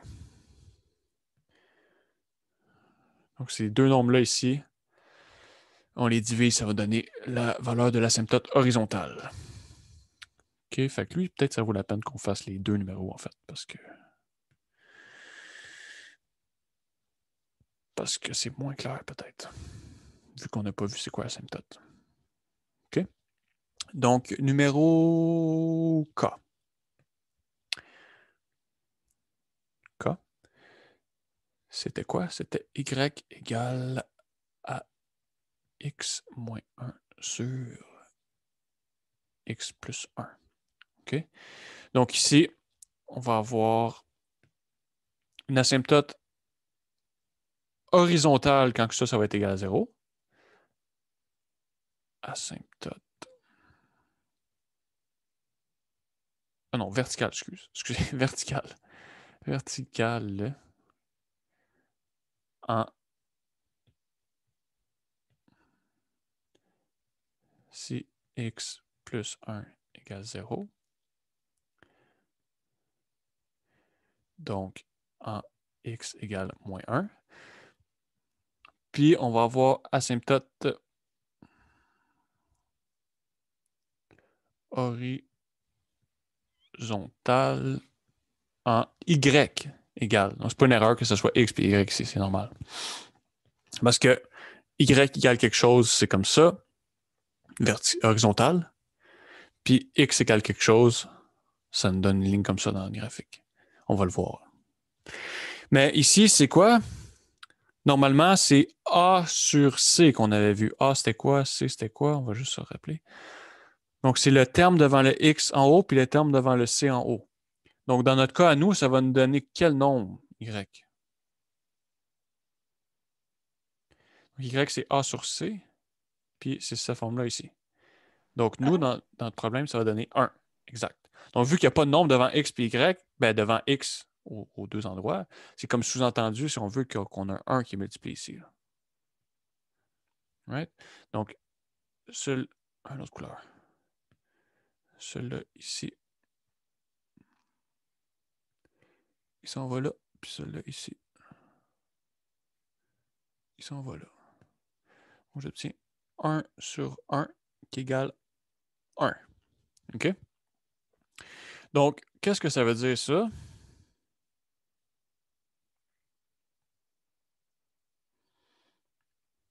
J'ai mon graphique.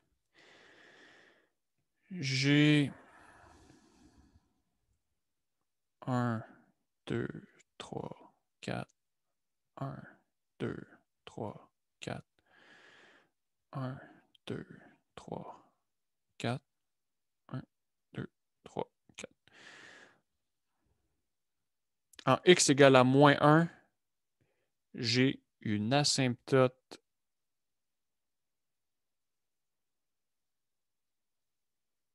verticale. Ça veut dire que la fonction, elle ne touche jamais cette valeur-là. Elle ne va jamais croiser cette ligne-là, elle ne va jamais toucher cette ligne-là. Puis, j'ai une asymptote horizontale en 1. Y égale à 1 maintenant. Donc, j'ai une autre asymptote comme ça ici.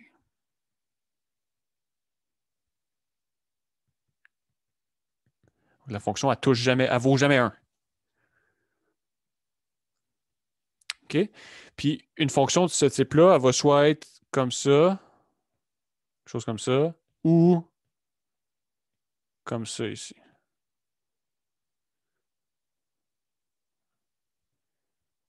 OK? Elle a tout le temps deux asymptotes, une asymptote verticale, puis une asymptote horizontale. Puis la fonction est soit ici, selon l'asymptote, ou l'autre bord.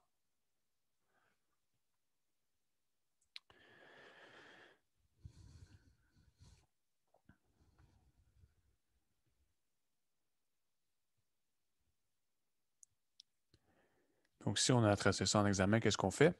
On s'en va sur YouTube, on va voir cette vidéo-là, puis on le réécoute, cette partie-là. Dans notre examen de 72 heures, on a le temps de faire ça. Donc, il n'y a pas de stress. OK. Donc là, un coup qu'on a ça, on va se prendre quelques points juste pour trouver de quoi qu'il a l'air le graphique. XY. Donc là, on ne prendra pas le point x égale à moins 1. Il n'existe pas. La fonction n'est pas définie en x égale à moins 1. C'est quand le dénominateur est égal à 0. Donc, x égale à moins 1, on ne prendra pas. Je vais prendre, mettons, le point 0, 1, 2, puis le point moins 2, moins 3, puis moins 4, mettons. On va prendre 6 points. On fait les fous. Je sais. Donc, OK, on y va. On remplace. Là, on remplace dans la fonction en 0. Si j'ai 0, 0, ça fait moins 1 sur 1. Moins 1 sur 1, ça me donne moins 1. Si je suis en 1, j'obtiens 1 moins 1 sur 2. 0 sur 2, ça fait 0. Si je suis en 2, j'obtiens 2 moins 1 sur 2 plus 1. Ça fait 1 tiers.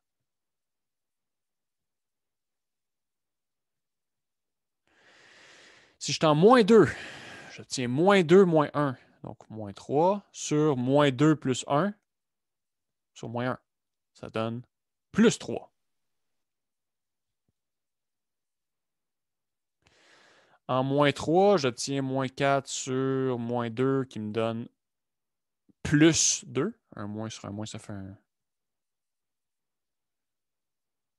plus. Puis en moins 4, j'obtiens moins 5 sur moins 3 qui me donne 5 tiers. OK?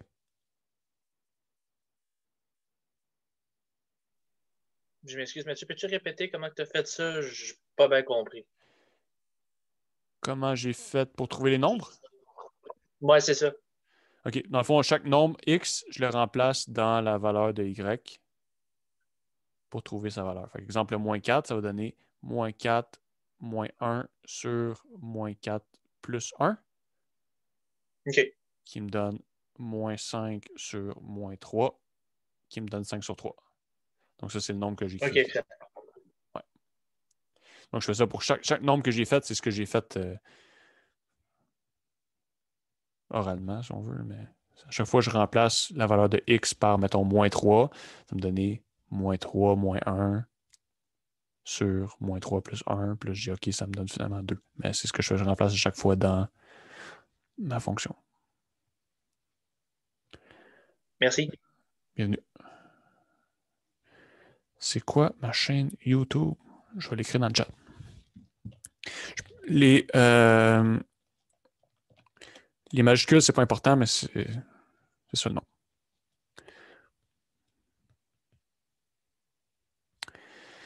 OK. Il y a une playlist, une liste de lecture que c'est Math 1002. Donc, à chaque semaine, le vendredi après la démo, je mets la vidéo dessus. OK. OK. Donc, ici, on se ramassait avec... là, après, on place les points. Donc, on a le point.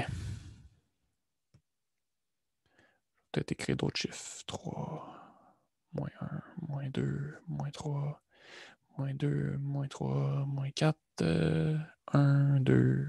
OK.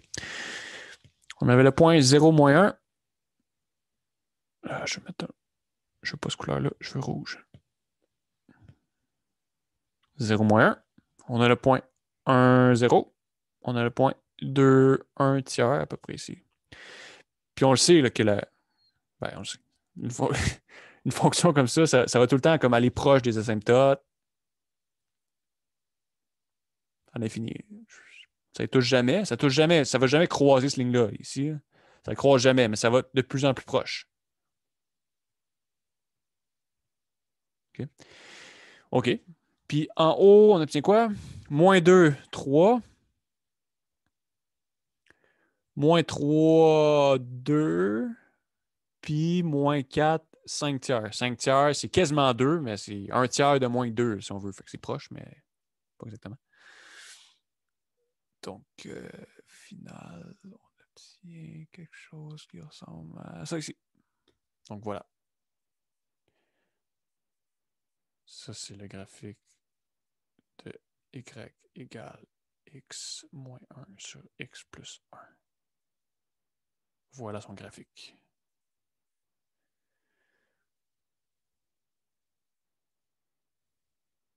Cool.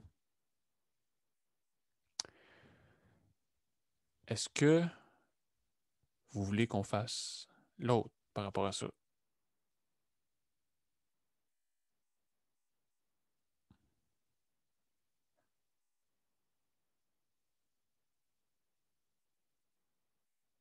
Ou juste le corriger, puis on passe aux équations.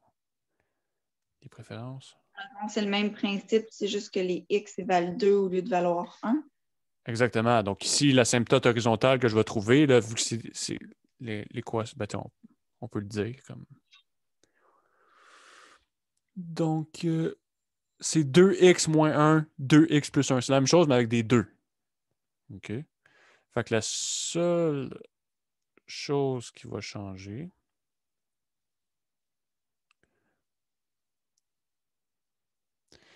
okay, si ici j'ai un 2, bon, ben, l'asymptote horizontale, ça va être en 2 sur 2. 2 sur 2, ça donne 1 aussi. Ça va rester la même chose. L'asymptote verticale, par exemple, ça va être quand que 2x plus 1 va être égal à 0. Donc, ça va être moins une demi qu'on va trouver. OK, fait qu'on va avoir une asymptote horizontale. Au lieu de ça, le 1 va rester pareil, mais on va avoir une asymptote horizontale ici. Puis à la même place ici. Et après ça, il suffit de trouver quelques points, puis on va trouver la même chose. OK? Donc ça va être fait sur le corrigé. Parce que là, tu sais qu'on a comme beaucoup d'exercices à faire cette séance-ci.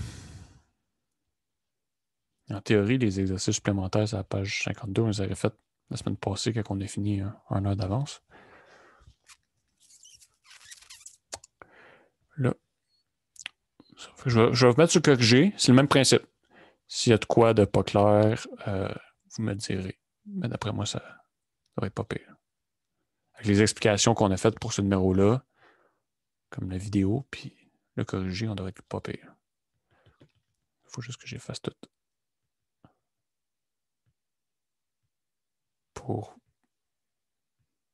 Voilà. Il nous reste un petit 20 minutes pour aller voir le dernier numéro, qui est à la page 58, les équations. OK. On va aller voir ça. Donc, voilà.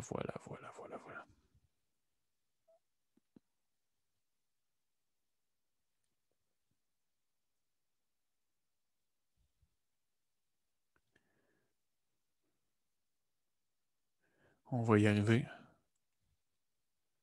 Lentement, mais sûrement. Donc, dans le fond, on va avoir à chaque fois deux équations, deux inconnues, puis on va chercher à trouver les valeurs de x et y qui satisfont ça. OK.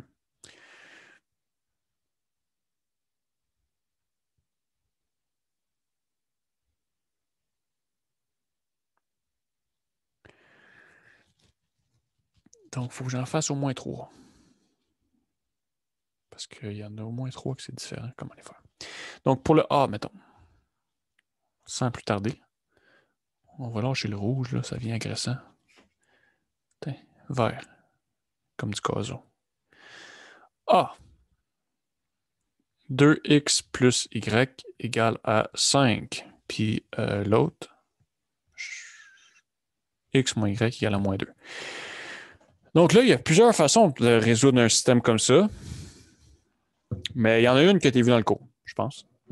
Puis c'est d'isoler une des deux variables dans une des deux équations, puis après ça, remplacer dans l'autre. OK?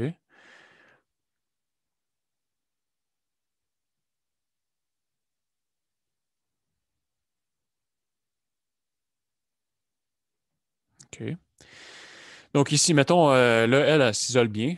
Elle s'isole, on aurait pu prendre l'autre. On peut isoler soit x, soit y dans la première ou dans la deuxième équation, peu importe. C'est nous qui choisissons. Si, mettons, je dis, bon, ben, x moins y égale à moins 2, nous donne x égale à moins 2 plus y, en faisant plus y chaque bord. Et donc, 2x, la première équation. Ce que je fais, je remplace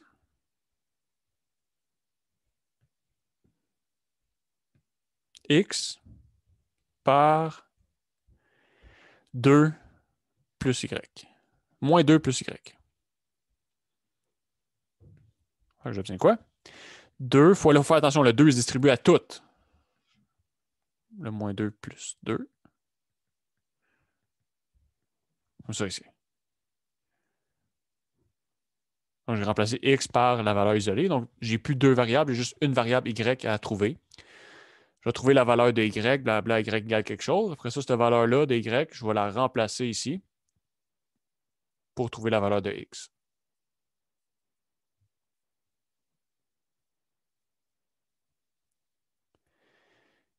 Good.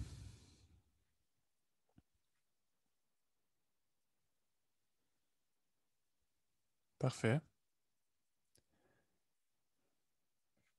On y va. Donc, si on continue à isoler, on va trouver moins 4 plus 2y plus y égale à 5. Donc, si je fais plus 4 chaque côté, puis que je combine le 2y avec 1y qui me donne 3y. 3y égale à 9. Donc, y égale à 3.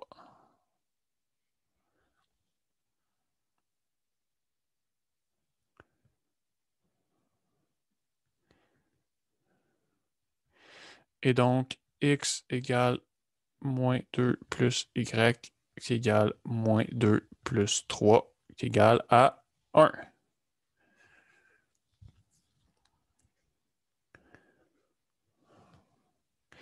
Donc, on trouve la réponse qui est x égale à 1, y égale à 3. Puis quand on trouve une réponse de même, qu'est-ce qu'on fait? Ben, on ne fait pas juste l'encadrer et dire « épipip, hurrah, j'ai réussi mon numéro ». Oui, on peut faire ça, mais on peut quand même aller voir à la bonne place si ça fonctionne.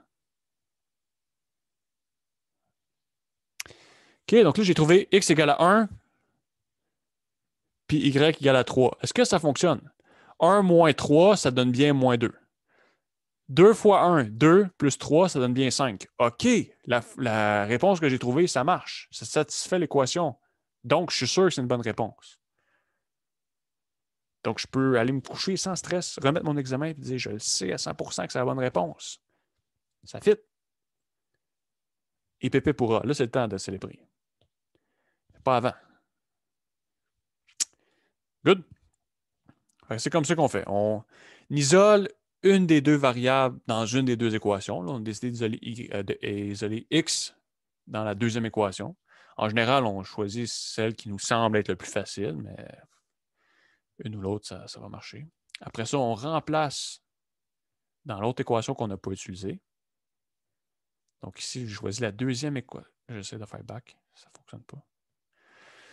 Ici, j'ai choisi la deuxième équation, puis j'ai isolé x. Fait qu'après ça, je vais remplacer ça dans la première équation, donc celle que je n'ai pas utilisée ici. Je vais remplacer le x par sa valeur. Je vais avoir juste une équation avec une variable. Donc, j'isole. Je trouve la valeur de ce truc-là. Mettons y égale à 3, moins 3, ou peu importe, 3. Et après ça, je remplace dans ce que j'avais isolé au début. Dans ma variable que j'avais isolée au début, je remplace la valeur ici, puis je trouve sa valeur. OK? Ça s'appelle technique de substitution. Il y a d'autres sortes de techniques pour résoudre comme ça ici. On aurait pu additionner, en fait, mettons, les deux équations. Donc, ça plus ça me dit que 3x plus 0y égale à 3. On aurait pu faire la somme des deux équations, trouver la réponse x, puis après ça, remplacer pour trouver y aussi. Il y a plein d'autres façons de faire. Ce qui a été vu dans le cours, c'est technique de substitution. Donc, je vais utiliser la technique de substitution. Mais il y a plein d'autres façons. Peut-être pas plein, quelques autres façons. On est quand même restreint quand on a juste deux petites équations comme ça. Good. Parfait. On y va avec un autre. Donc, le B, essentiellement, c'est le même niveau de difficulté. Là. Fait que je ne ferai pas ça. Le C aussi. En fait, Je dirais peut-être avec le F. En fait, je veux au moins faire ces deux-là, le H puis le J. Il ne reste pas grand temps. Donc, juste dire ici quelque chose. Ici, c'est la même chose. Ici, le D, par exemple, c'est la même chose. Ça, c'est clair. Mais le E, ce qu'on peut faire pour ne pas travailler à des chiffres à virgule, c'est qu'on peut multiplier partout par 100. OK? Si on multiplie partout par 100, ce que ça va faire, c'est qu'on va avoir, mettons, 902. OK, pourquoi ça ne l'écrit plus? Aïe, aïe, aïe. Je ne peux plus écrire. Bon, OK. Désolé. On peut multiplier, c'est ça, on peut multiplier par 100 chaque côté des équations. Ça reste la même chose, on multiplie les deux côtés. Puis on n'obtient plus de chiffre à virgule, on obtient, mettons, 902x plus 367y égale 1454. Puis 427x plus 875y égale 1943, mettons. Donc là, ça peut être plus facile si on ne travaille pas avec des chiffres à virgule, mais ça revient le même. Même chose qu'on ferait. Je ferais, mettons, OK, moins, j'isolerais, mettons, dans la deuxième équation, mon x, donc 1943 moins 875y. Puis là, je diviserais chaque terme par le terme qui est devant le x. Là, ça vient des chiffres bizarres, c'est sûr, là, mais ça m'a fait. Après ça, je remplace ça ici dans l'autre équation que je n'ai pas utilisée. Puis j'isole. Puis après ça, je remplace le résultat que j'ai trouvé ici pour trouver mon x. C'est des chiffres un peu plus gros, mais c'est le même principe. Pour faire le f, qu'est-ce qu'on va faire en fait? C'est que on va mettre sur le dénominateur commun qui est 12. 3 et 4, le dénominateur commun, c'est 12. Fait qu'en mettant tout sur 12,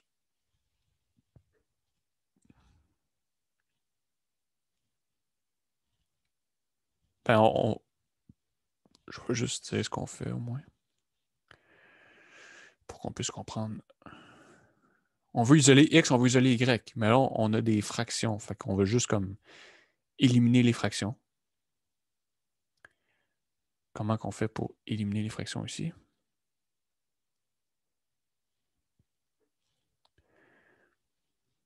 Ben, là, j'ai 2x moins 1 sur 3, puis y plus 2 sur 4.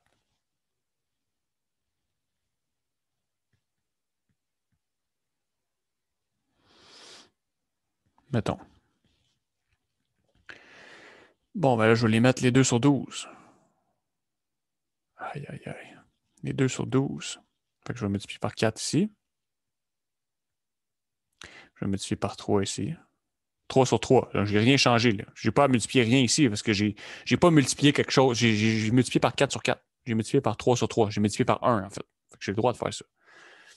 Donc, j'obtiens 4 fois 2x moins 1 plus 3 fois y plus 2 sur 12.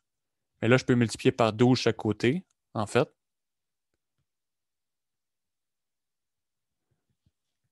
Pour obtenir juste une équation égale à 48 comme ça ici. Donc, ça va me donner 8x moins 4 plus 3y plus 6 égale à 48. Puis là, je peux comme isoler x ou y là-dedans, puis j'aurais pu faire la même chose en bas. En bas, le dénominateur commun, ça aurait été 6, mais je fais la même chose, puis j'isole mon x, y après ça, comme qu'on a fait avant. Donc, c'est ça que je vais faire dans le corrigé. Puis le G, bon, ben, c'est la même chose, mais on a juste des chiffres qui sont gigantesques, comme 11 515. Donc, ça fait peur. Mais c'est toujours le même principe qu'on fait. Là. OK. Là, ce que je voulais faire, c'est